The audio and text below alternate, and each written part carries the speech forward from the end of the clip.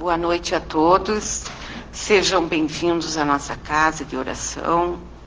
Vamos iniciar o nosso trabalho desta noite, entrando em sintonia com Deus, com Jesus, com os nossos benfeitores espirituais, para que possamos receber aqui aquilo que viemos buscar, tanto para o nosso corpo físico, quanto para o nosso corpo espiritual. Vamos, em nome de Deus, orar. Divino amigo Jesus, aqui estamos nós reunidos em Teu nome, na certeza que a Tua presença far-se-á entre nós. Estamos reunidos, divino amigo, porque necessitamos da Tua luz, da Tua esperança, da Tua paz e da Tua cura para os nossos males físicos e espirituais. Necessitamos do bálsamo que cura e que liberta, para que nós possamos trilhar o Teu caminho, o caminho do bem e da verdade, o caminho que nos leva mais próximo de Ti. Divino amigo, seja a nossa luz, seja a nossa paz e seja nosso companheiro no nosso dia a dia. Te agradecemos por esse momento de estarmos aqui, reunidos em Teu nome.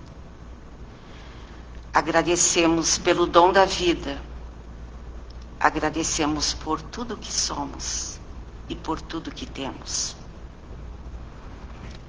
E em Teu nome, em nome de Feliciano Prates, de Francisco de Jesus Vernetti, nós declaramos aberto o trabalho da noite de hoje. E também o nosso boa noite aos nossos amigos que nos acompanham na transmissão do nosso trabalho pelo Facebook e aqueles que acompanham depois no YouTube. Que a todos Deus abençoe e proteja, hoje e sempre. Vamos acompanhar agora perguntas e respostas do Livro dos Espíritos com a nossa irmã Karine, e após a explanação do Evangelho com a nossa irmã Renata. Capítulo 1, terceira parte. Lei de Deus ou lei natural? Divisão da lei natural. Pergunta 647. Toda a lei de Deus está contida no ensinamento de Jesus, amar o próximo como a si mesmo? Certamente, esse ensinamento de Jesus contém todos os deveres que os homens têm uns para com os outros, mas é preciso mostrar aos homens a sua aplicação, pois do contrário, deixarão de praticá-lo. Aliás, hoje em dia, eles já fazem isso. A lei natural abrange todas as criaturas da vida, e esse ensinamento de Jesus abrange apenas uma parte da lei. Os homens necessitam de regras precisas. Os ensinamentos gerais e indefinidos, por serem muito vagos, possibilitam diversas interpretações.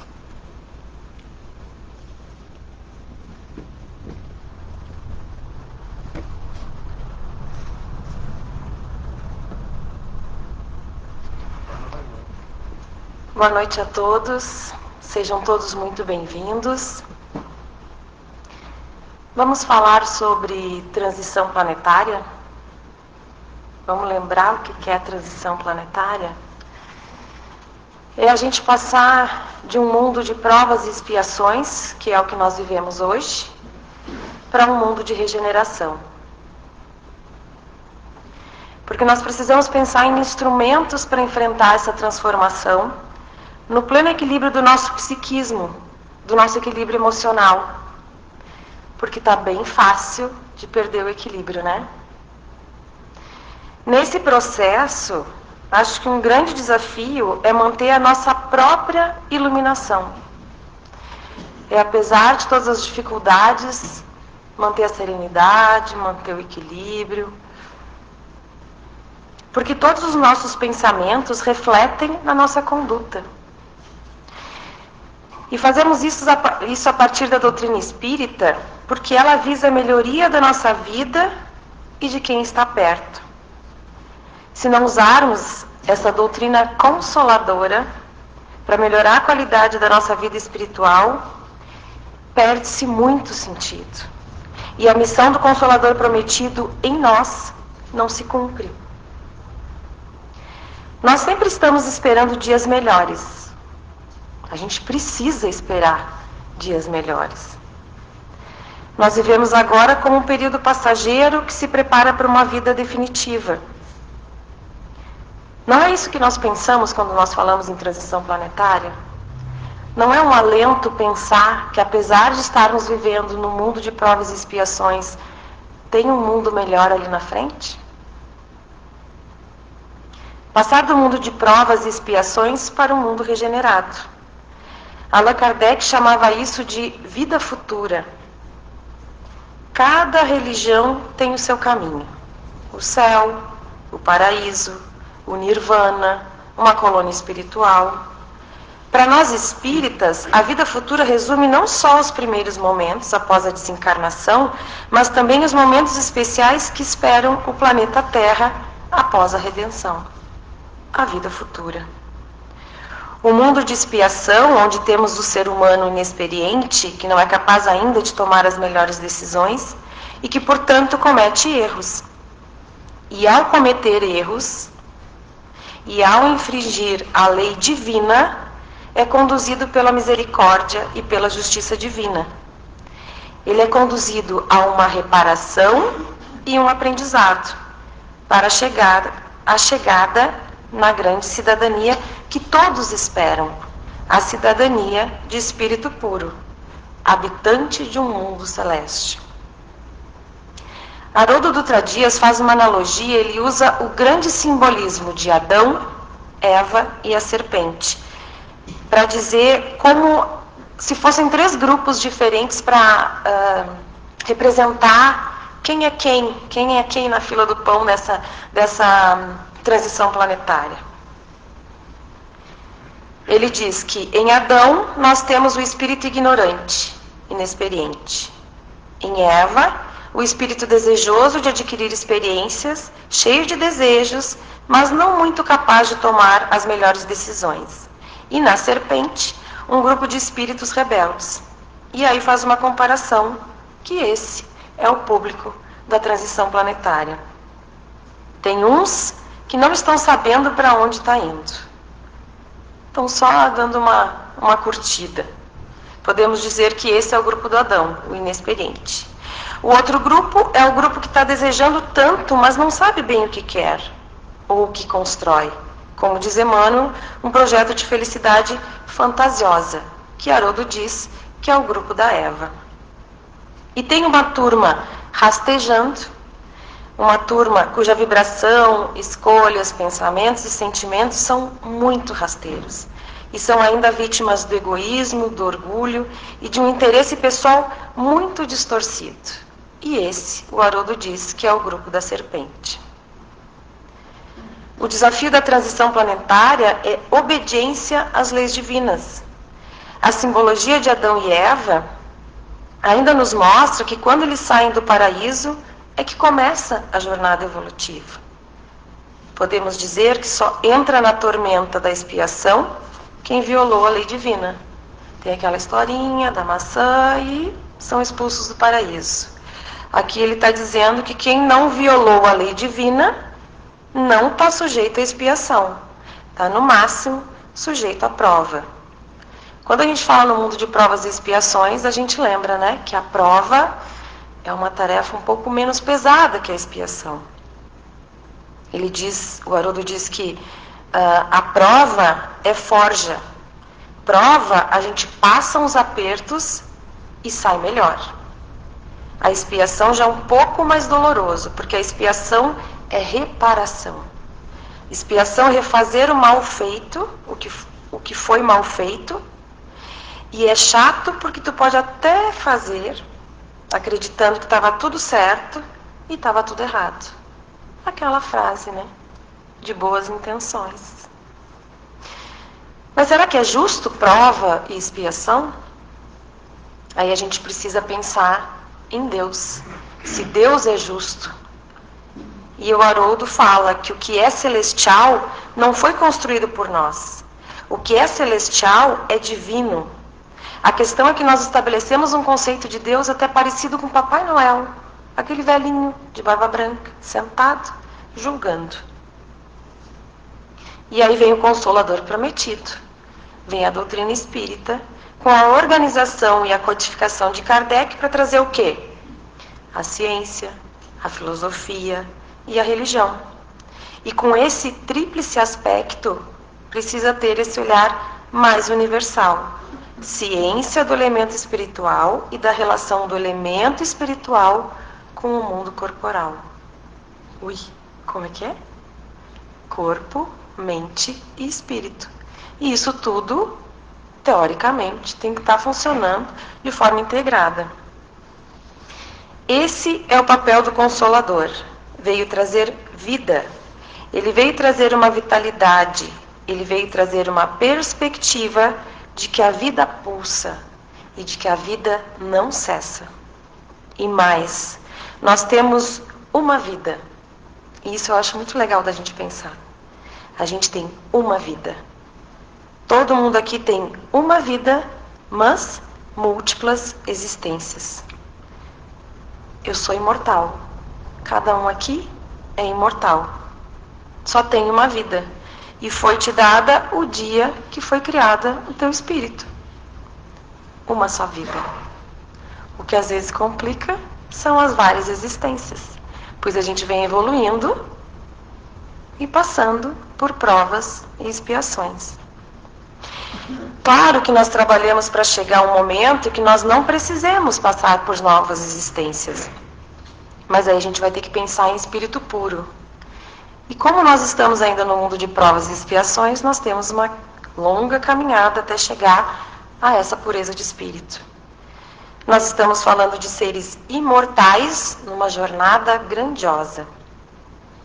E a transição planetária nada mais é do que o progresso acontecendo. A lei divina é um código e é lei. O progresso é inevitável. Já falei isso aqui várias vezes. A gente pode estar com preguiça de progredir. Para um pouquinho, respira, mas voltar para trás a gente não volta. No mínimo dá uma respirada para seguir o caminho. Mas o progresso é inevitável. É da natureza o movimento progressivo da humanidade. Então Deus criou o universo, nos deu o livre-arbítrio e virem-se, vai no fluxo? Não. Nós não estamos à deriva, soltos no planeta de provas e expiações. E é aí que devemos pensar sobre transição planetária. Estamos nesse processo, parece que não vamos dar conta, que o bem não vai vencer o mal, mas a gente precisa lembrar que nós não estamos desamparados, nós não estamos sozinhos. Deus está olhando para nós e dizendo, eu sou a lei. É o próprio Deus pensando a cada milésimo de segundo. E é a sua própria vontade que estabelece a lei. Só que tem um detalhe. Deus é absoluto e perfeito. Então a vontade dele é imutável, inalterável. E quem mantém é ele. Deus quem mantém a ordem cósmica. Sua própria vontade é eterna, constante, porque o seu pensamento anima sem interrupção todas as coisas. Esse pensamento que em tudo penetra é a força inteligente permanente que mantém a harmonia em tudo isso. O pensamento que penetra em tudo. E a gente duvida, a gente esquece, a gente às vezes não lembra de como isso tudo é perfeito. Qual o veículo do pensamento? No texto de Kardec, na Gênesis, no capítulo que é a providência divina, ele fala em fluido cósmico. O veículo de transmissão do pensamento divino. Não existe nada fora do fluido cósmico, exceto Deus. O fluido cósmico é a emanação dele. Não tem ninguém fora do fluido cósmico. E é através do fluido cósmico que Deus manifesta o seu pensamento. Em tudo está sobre a coordenação do pensamento divino. Essa é a lei divina. A lei divina é o pensamento do próprio Deus agindo incessantemente sobre a criação e mantendo a harmonia. Estamos tratando com um ser infinitamente inteligente e infinitamente amoroso. E o Emmanuel vai dizer no livro Pensamento e Vida, capítulo 3, da glória divina às balizas subatômicas. Emmanuel, nesse capítulo, nos chamou para reflexão. O universo pode ser definido como sendo uma cadeia de vidas que se entrosam na grande vida. O fluido cósmico está aqui. Por isso que a minha energia de uma oração chega em quem eu estou pensando. Por isso que quando eu estou irritada com alguém, a minha energia que não está legal, chega na pessoa que está me fazendo passar por essa irritação. Tudo circula nesse fluido cósmico. Todas as conexões estão sob a direção de Deus. Todas. E Kardec vai dizer no livro A Gênese, ainda em providência divina. A providência divina é a solicitude de Deus para com as suas criaturas. Então, a providência divina é o aspecto materno de Deus. Solicitude para com as suas criaturas. Só Ele está em toda parte, tudo vê e tudo preside, mesmo as coisas mais minúsculas. É nisto que consiste a ação providencial. Suponhamos um fluido bastante sutil para penetrar todos os corpos, sendo inteligente. Esse fluido atua mecanicamente por meio tão só das forças materiais. Se, porém, o supusermos dotado de inteligência de faculdades perceptivas e sensitivas, ele já não atuará às cegas, mas com discernimento, com vontade e liberdade. Verá, ouvirá e sentirá sobre a forma concreta de um fluido inteligente, que enche o universo infinito e penetra todas as partes da criação. A natureza inteira mergulhada no fluido divino. Nenhum ser haverá, por mais ínfimo que o suponhamos, que não esteja saturado desse fluido. Achamo-nos, então, constantemente na presença da divindade. Estamos constantemente na presença da divindade, em qualquer lugar. Kardec diz mais: nada do que fizemos está fora do olhar de Deus. O nosso pensamento está em contato ininterrupto com seu pensamento, havendo, pois, razão para dizer-se que Deus vê o mais profundo do nosso coração. Estamos nele como ele está em nós. Isso é Kardec citando Paulo. Estamos nele como ele está em nós. Segundo a palavra do Cristo, as nossas preces, para que ele as ouça, não precisam transpor o espaço nem ser ditas com voz retumbante, pois está continuamente ao nosso lado. Os nossos pensamentos repercutem nele. Os nossos pensamentos são como sons de um sino que fazem vibrar todas as moléculas do ar ambiente, ou seja, o nosso pensamento movimenta o fluido cósmico, a vibração, que às vezes também a gente duvida dela, de achar que tudo que circula entre nós é pouca energia. Essa é a concepção de Deus da doutrina espírita, não é o velhinho sentado no trono julgando todo mundo. E por que a gente fala sobre isso? Para confiarmos no processo. Porque a transição planetária está acontecendo, ela já começou. E Deus está cuidando de tudo. E nós precisamos pensar nisso quando a gente acha que o mal está ganhando de quem é do bem. Precisamos então falar de livre-arbítrio. Essa é a nossa parte no processo. Escolhas geram consequências porque consequências educam. Escolhas não geram consequências porque Deus está com vontade de te punir. Escolhas não geram consequências porque Deus está bravo com a gente. Escolhas geram consequências porque consequências educam. Então podemos pensar que a transição planetária vai nos educar para viver um mundo melhor. Porque só vamos ter um mundo de regeneração se cada espírito estiver regenerado. Não adianta eu chegar lá mal educada querendo um mundo regenerado. Eu já tenho que chegar lá educadamente, amorosamente, para viver esse mundo regenerado.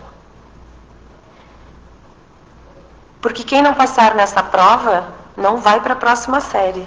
A mensagem inicial falou sobre isso. Nessa abordagem de Kardec nós estamos na presença divina, o Senhor Supremo acessa tudo e a todos, e a lei é o seu pensamento, o pensamento divino. Por isso que existe moratória. Por isso que existe um cheque especial espiritual ou um cartão de crédito espiritual, que tu não tem o crédito, mas está usando, dentro de um determinado limite. Por isso que existe tudo isso, fruto da misericórdia divina. Existe um planejamento inteligente, que jamais foi inflexível. Nós precisamos nos livrar desse pensamento determinista que embrutece a divindade, que empobrece a divindade, que transforma a inteligência suprema numa inteligência humana. Quem julga, quem fica de mal, quem fica de ranço, somos nós, aqui na Terra, encarnados. Deus não tem ranço de nós. A divindade não fica de rancinho com a gente. Eles sabem exatamente das nossas dificuldades. Porque como é que é o amor humano? O amor humano é o seguinte: eu te amo enquanto você me agradar. Porque na hora que você me desagrada, eu não te amo mais. Vocês acham que Deus faz isso com todas as nossas dificuldades, com tudo que a gente faz de errado? Ele diz: ah, não, meu filho, foi mal, não te amo mais. Isso quem faz somos nós, encarnados. O amor humano é diferente do amor de Deus. Não há nada que vai afetar o amor de Deus sobre nós, porque tomar decisões erradas só vai ser ruim para nós. Deus não vai ser afetado por elas. E mais, não somos culpados e sim responsáveis. Reparar, aperfeiçoar e planejar o futuro. E o futuro é o quê? A nossa próxima encarnação. Aliás, isso é bem grave. A nossa próxima encarnação já começou. Porque a cada dia a gente está moldando a nossa próxima encarnação. A cada dia as ações que nós temos vão determinar a nossa próxima vida. Vão determinar as nossas amizades, a nossa vida afetiva, a nossa vida financeira, a nossa saúde. Tudo está sendo moldado. Porque se eu estiver com pendências e deixar aqui, na próxima o que vai sobrar? Olha o crédito, olha o cartão de crédito, olha a fatura aquela que a gente faz essa comparação. Então, a partir de hoje, a gente pode pensar um pouquinho diferente, né? Assim, a gente brinca, na outra vida vou fazer tal coisa. Já começa o planejamento agora. Facilita na próxima. Nesse momento da humanidade, existem forças agindo. Forças do bem e forças do mal. Forças do bem, nesse momento exato, estão moldando o que será a transição. O fechamento da transição e forças do mal também. E o pensamento divino está dirigindo, mas com uma regra. Não pode violar o livre-arbítrio. Então, se Deus está cuidando de nós, está aqui o livre-arbítrio para a gente fazer a nossa parte. Nós estamos moldando agora a transição planetária. E precisamos cuidar do pensamento derrotista, pessimista, de achar que isso está dando errado. Vou ficar aí pensando, vou esperar a tempestade passar para dar jeito na minha vida. Não. Como diz o Haroldo, isso aqui é igual ao jogo de basquete. Se vai no banheiro, voltou, o placar mudou. É rapidinho as coisas mudam, é um processo dinâmico. Então, o teu aproveitamento espiritual em 5 ou 10 anos pode mudar totalmente o rumo da programação espiritual. Ou pensando mais, lá, no leito da desencarnação, está partindo para o plano espiritual, perdoou alguém, muda muita coisa. Então, a todo momento, a gente pode mudar a nossa próxima vida. Vontade divina, o pensamento, tudo está agindo permanentemente na minha vida, na vida de todo mundo que está aqui e na vida do universo. A gente só precisa pensar e lembrar que estamos amparados para isso. Nós estamos mergulhados em um fluido cósmico e estamos permanentemente na presença divina. Confiemos nisso e façamos a nossa parte. E que Jesus nos abençoe.